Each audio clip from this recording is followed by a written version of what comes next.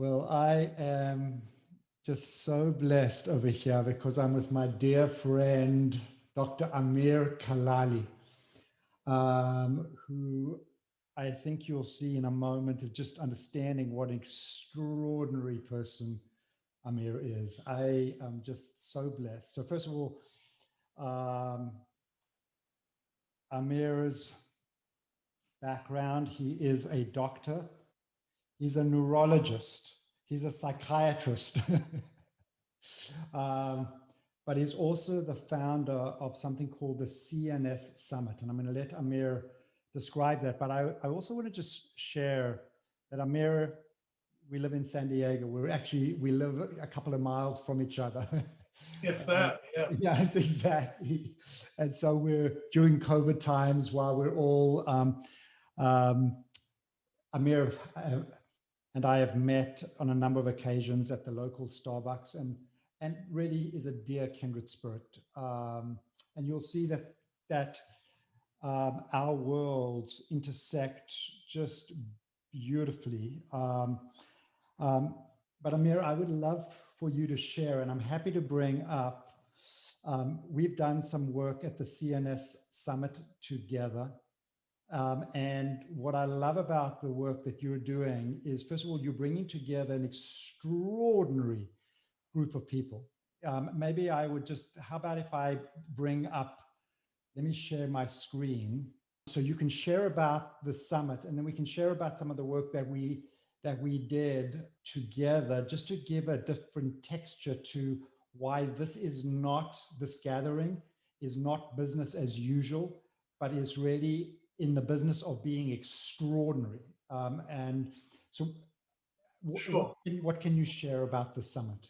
So I think all the things we're going to talk about, first of all, Daniel, it's my honor and pleasure to be here with you today. We're really going to enjoy chatting with you as always. I think Danny and I first met through a mutual friend, Kilu, and some others, Gabby and others, who we gather every so often for dinner. Used to when you could have dinners together, right? For the elephant safari here in San Diego. That's a whole other story we can get into, but that's how we met.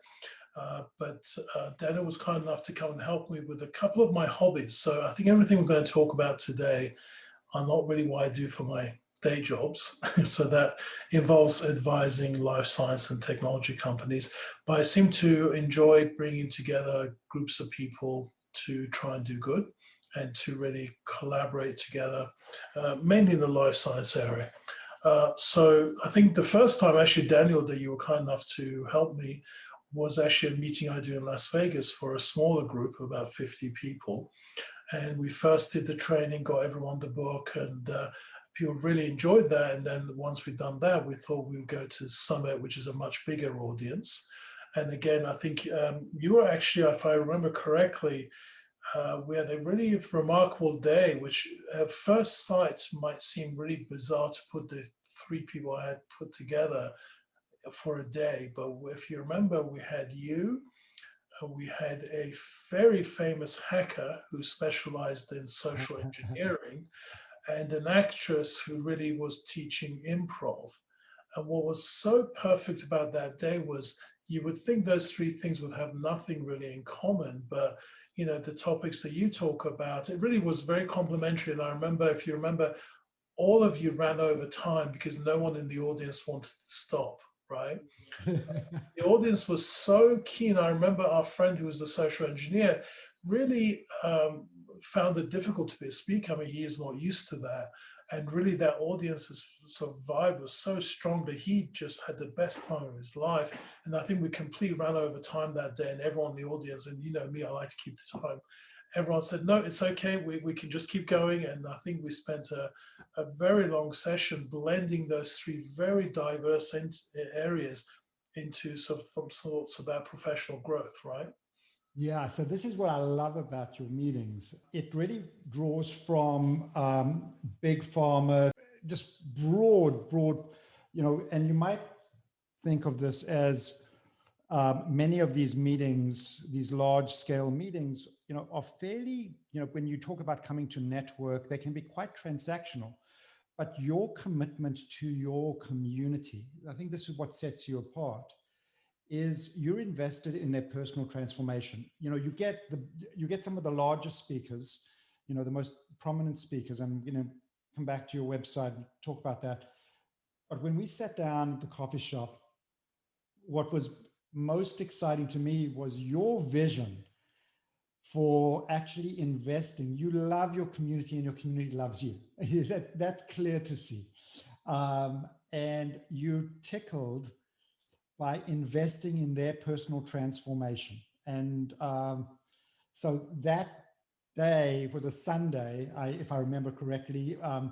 People had partied the night before, and it was a surprise, a revelation, just how many people got up early to be there for that Sunday, and they were all invested in that personal transformation. And I think that's a big testimony to you, that people trust you and how you care for them, and you're able to hold people in a container. So how about if I just, I want to just show the summit. Well, what's interesting, Daniel, it's not presented as a personal transformation meeting at all. It's really a scientific kind of innovation meeting, right? Exactly.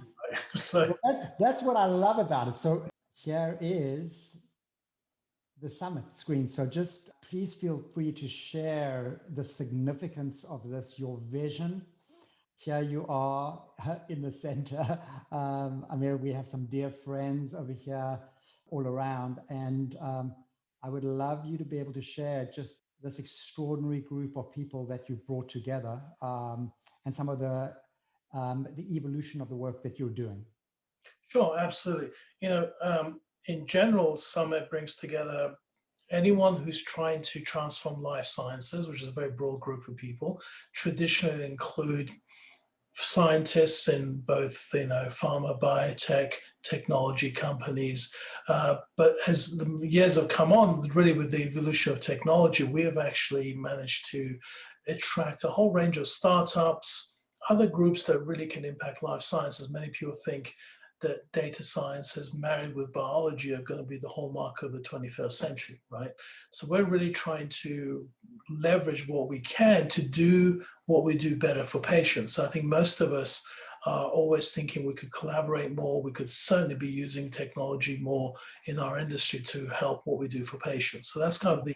And I love, CNS, collaborating for novel solutions. Yes. And just to give some specificity to this, these are, I think many people will be very well aware of many of these companies that are part of the collaboration.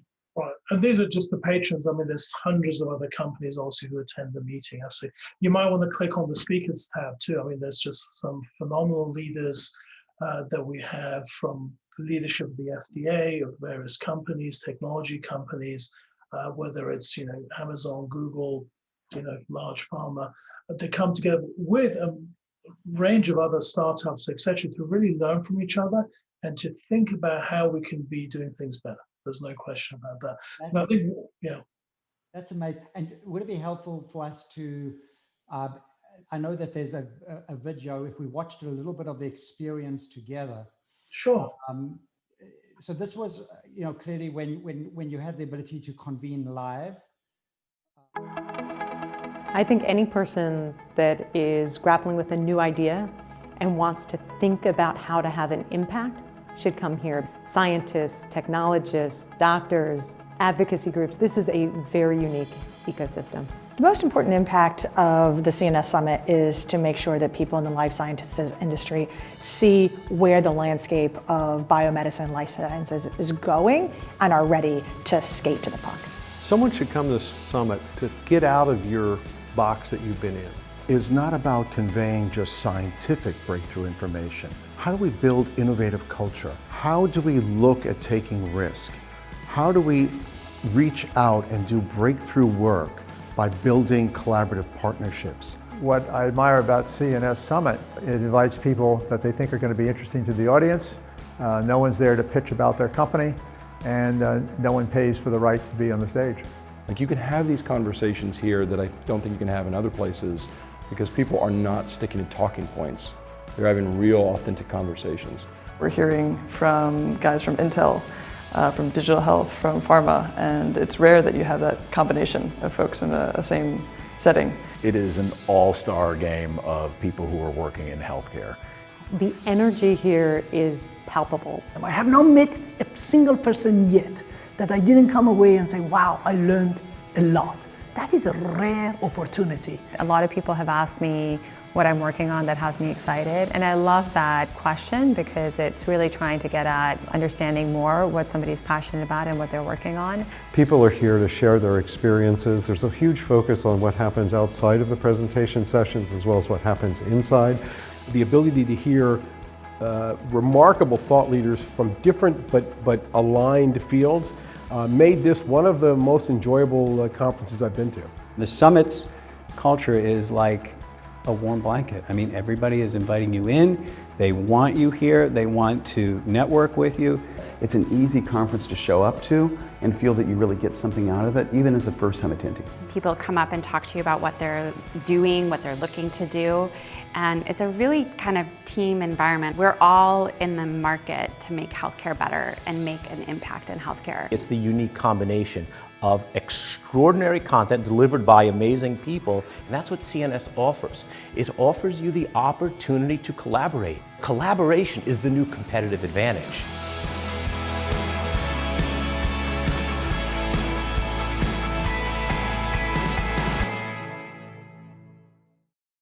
Thanks for showing that, Daniel. So this year we moved from being, one event a year to being year round. So we've been having events every month, from wine tastings to magic shows to scientific content.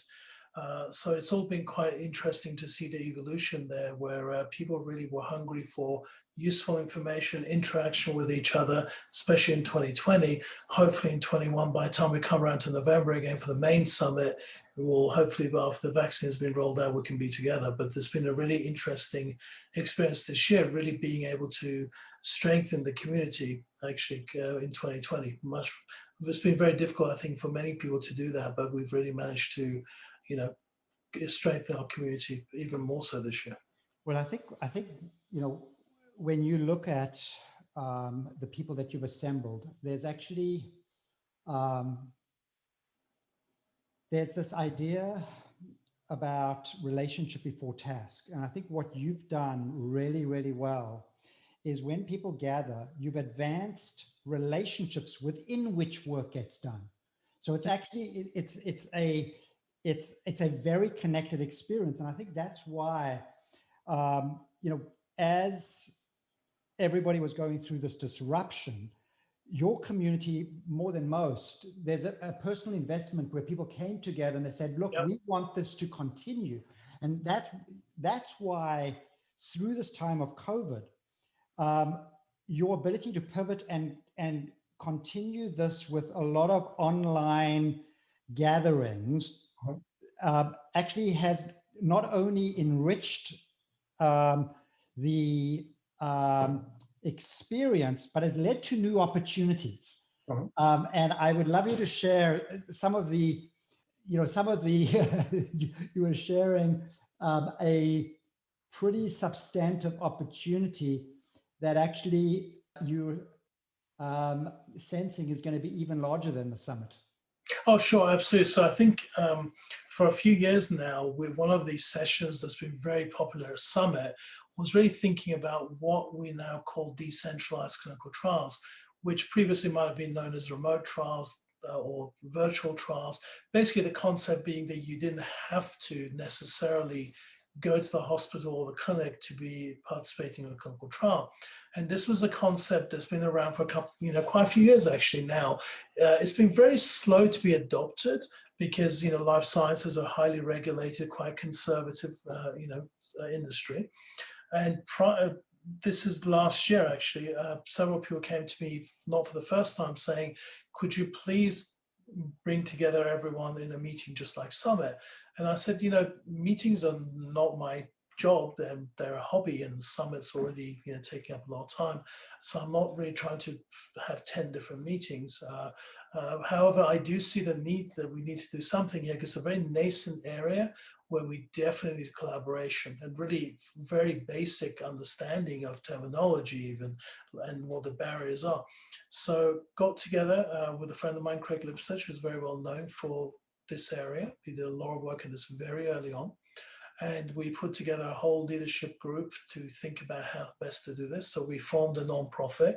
And this is all done prior to the pandemic. But when the pandemic hit, there was actually a forced innovation where all the companies that were either piloting or not quite doing it yet realized that unless they actually had some remote form of assessments, that really the clinical trials couldn't go on. So this is a huge problem in all areas, from oncology to neuroscience, where we really had to think about how do we continue with these life-saving treatments that we've got in clinical trials if people cannot come into the clinic. So that's been a huge sort of forced innovation on the whole industry to do this in the medical system. So we launched actually just last. Would it be helpful if we brought up the website? Sure. So it's called DTRA, which stands for Decentralized Clinical Trials and Research Alliance, which is really to do with both clinical trials, but also many parts of research are not in a clinical trial. Many research projects do not involve clinical trials. So this is, you're showing now kind of a range of the initial founding members. And at launch, we had about 60 founding members. We actually have even more waiting. It's amazing. I mean, what you've got here is you've got Accenture and Amazon and AstraZeneca, all of your ability to actually engage and collaborate, Pfizer. Well, we have, so if you looked at, we have obviously FDA, we're working with other regulators around the world. We have lots of major patient groups. So if you go up to actually down to the F, F where FDA was, right next to that, you'll see that, for instance, the Genetic Alliance. So what we've done from the very beginning is have umbrella patient groups. So these groups actually represent multitude of patient advocacy groups. So we want to make sure the patients are at the table, even the clinical trial sites, which are the investigators, the physicians who see the patients, right? Because decentralized does not mean that it's going to be fully at home, nothing else. You're never going to go to clinical again. It depends what the indication is, what the disease area is. So most trials in the future will be some hybrid formation of either, some clinic, some remote, or mainly remote, some clinic, any variation of that. So we need all the physicians who always work in clinical trials to be with us to really help us, guide us to think about how do we deliver trials that are most convenient to the patients and really allow access to groups that historically have not had access to clinical trials. So a lot of minority groups, etc. So the real, if you on the same website, if you look, the vision is really around how do we make it easier for patients to access clinical trials, right? So if you go down to the VIA, so research participation made accessible to everyone, right? Including, widespread adoption of appropriate decentralized research methods. So it's not appropriate for everything, right? Some things you're still going to need to go in and see a physician maybe. It just depends on what the indication is, what makes sense. So this is an evolving area, but at the moment, there's very little standardization. There's very little understanding of, what do we mean by certain terminology. So the DTRA will just bring in all the groups that are heavily involved in this, including companies whose only mission is decentralized clinical trials, and really bring them together to work together. So what's extraordinary about this, I'm thinking about your statement with the CNS Summit, which is essentially collaborating for novel solutions. Yeah. And ultimately, a lot of what finds its way into the marketplace, I come from the world of evidence-based medicine as well. It's essentially, it's ultimately, it's not whether it's east or west. It's ultimately, we want to know, does it work? Yes, exactly. And ultimately, you want to get into, the trial, and there's a whole range of methodologies that can actually lend. And I'm even thinking right now, as a glioblastoma patient, I mean, this is the world that I would want to look into with how would I find my way into a promising trial. And I think what you're doing over here is by giving broad access into a situation, because oftentimes people would need to be in a physician environment or find a connection into a clinical site. Yep. but this is now democratizing research, if you will, right? Do I have a sense? Absolutely. It allows actually those research sites to have patients way beyond their geographical reach. Yes. Right. So the same sites that before could only recruit by anyone who could drive within driving distance, basically, if we have the right outcome measures. So we're working on, if you think about every disease stage, are there valid measures that could be done at home that will be just as good as before? Like you think back even a few years ago, we didn't have like the AliveCall product where you can do an ECG at home very easily and just connect it to your watch or your phone, right? That didn't exist just a very short time ago. So can we leverage the technologies that have done that and allow companies to feel confident that the FDA is going to actually be willing to accept that data and feel it's just as valid and it has integrity of data? That's what everyone has to work on. How do we move the whole research enterprise to be much more widely available? Wow. The scale of what you're doing, Amir, it's just, it's one of these things where I'm in awe, because oftentimes we have dinner together and we're purely social. And oftentimes, we know each other as people, but then there's this other arena of just being in awe of the scale of this. And again, you're very humble with all of this. I mean, you're making things happen behind the scenes oftentimes. I mean, you're working your magic. You're not calling it, interestingly, you're not calling attention to yourself. I was very tickled by that. That was one of the only pictures that you were even present in. Yeah, that's true. Yeah, for the summit, yeah, absolutely. So you really, you're very invested, not being, I mean, you are front and center, but you're not, because I guess. Well, for a couple of things. First of all, I'm much more interested in the outcome. Secondly, yes. when you're blessed by so many amazing people, that all you have to do is get out of the way, really, to try and just bring them together to do their work. So, I mean, that's how I see it. So this is a good segue because, I had shared with you the Living Well from Within initiative. Yes. Is now being housed within the Global Wellness Institute. So it gives us a place to convene. We'll be convening online, and it's bringing together an extraordinary group of influencers and leaders that can actually do the work of healing, growth, and creating flourishing wellness to elevate humanity in the world. Yeah. And it's bringing together a group of leaders that are willing to do their own work of awakening their conscious leadership. Yes. To be able to drive all of that. And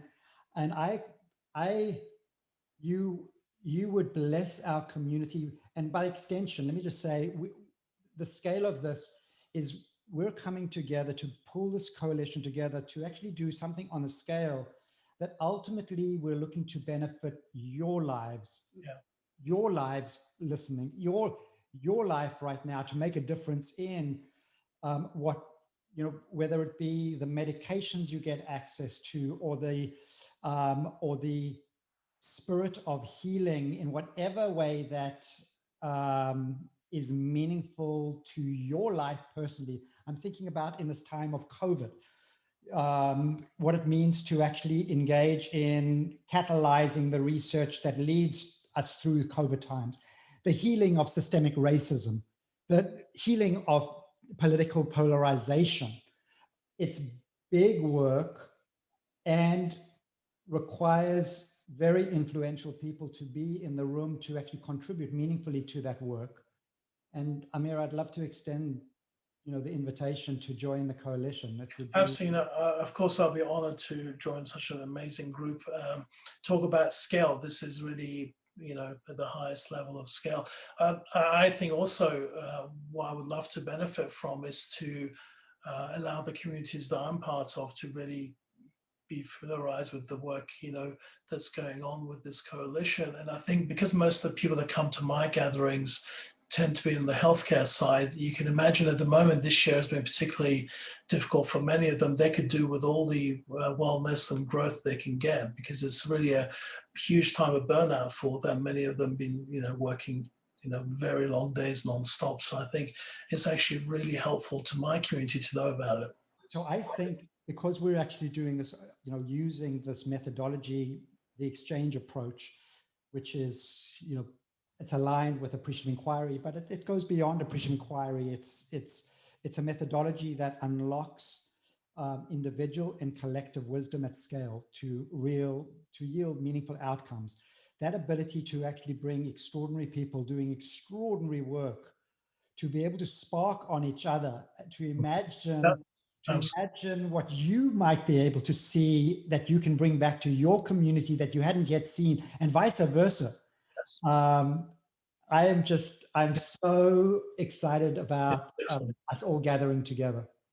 Absolutely. No, I'd be very honored to do that, Daniel. Absolutely. Yeah. The other thing I wanted to, obviously I've been watching the YouTubes ever since, I heard what's going on. So just love to just say that, I'm just amazed by the way you've approached this, like everything else in your life. Yeah. And, the sense of excitement you have is palpable and it's just so inspiring to people. So I really want to thank you for just the way, I wasn't surprised in any way that this was your very healthy response to this, but it's just very inspirational to most people to think about that and how to really leverage adversity as really a positive thing. Yeah, well, my brother, I just love and appreciate you. Just so I feel so blessed to be connected to you, and am in awe of what you bring to the world. And I look forward to us getting together soon. Meeting in person, yeah, when we can, absolutely. Thank you, Daniel. I really appreciate it. Okay, lots of love. Take care. Lots of love. Bye-bye. Bye.